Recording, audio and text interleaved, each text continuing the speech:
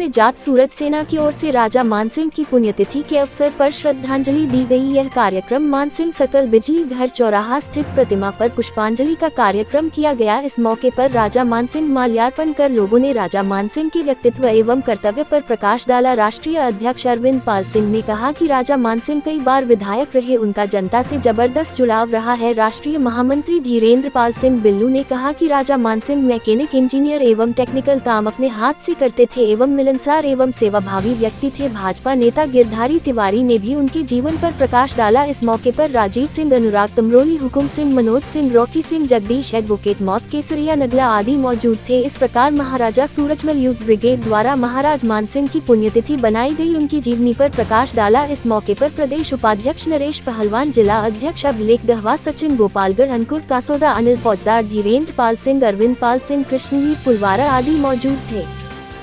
आज राजा मानसिंह जी की पुण्यतिथि है। राजा मानसिंह के बारे में जितना भी बताया जाए वो कम है।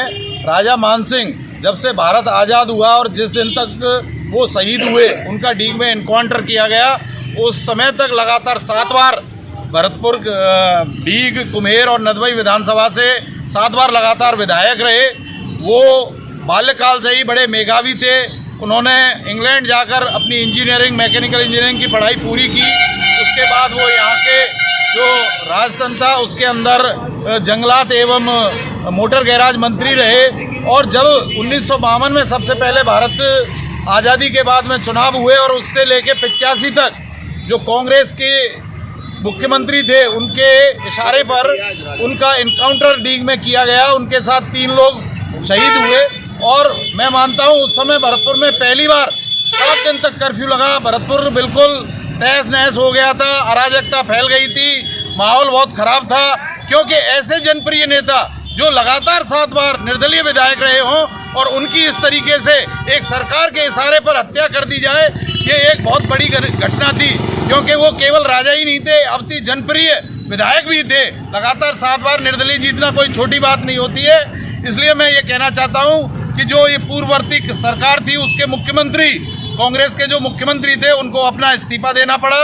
जब जाके यहाँ शांति हुई, पूर्वी राजस्थान से उस समय जहाँ कांग्रेस का वर्चस्व था वो पूर्ण रूप से भरतपुर में ख़त्म हुआ। और उसके बाद परिस्थितियाँ बदली और उनकी जो पुत्री है कृष्णेंद्र कौर दीपा, उन्होंने लंबी लड़ाई के बाद में उनको जो अभियुक्त थे, 13 के 13 पुलिसकर्मी थे, एक डीएसपी थे कान सिंह भाटी, जिन्होंने मुख्यमंत्री के आदेश पर ऐसा इनकाउंटर करना बताया है, उनकी भी मौत अभी आजीवन कारावास होने के कारण जेल में हुई है। लेकिन लंबी लड़ाई लड़ी, इसके लिए बहुत ही धन्यवाद के पात्र हैं।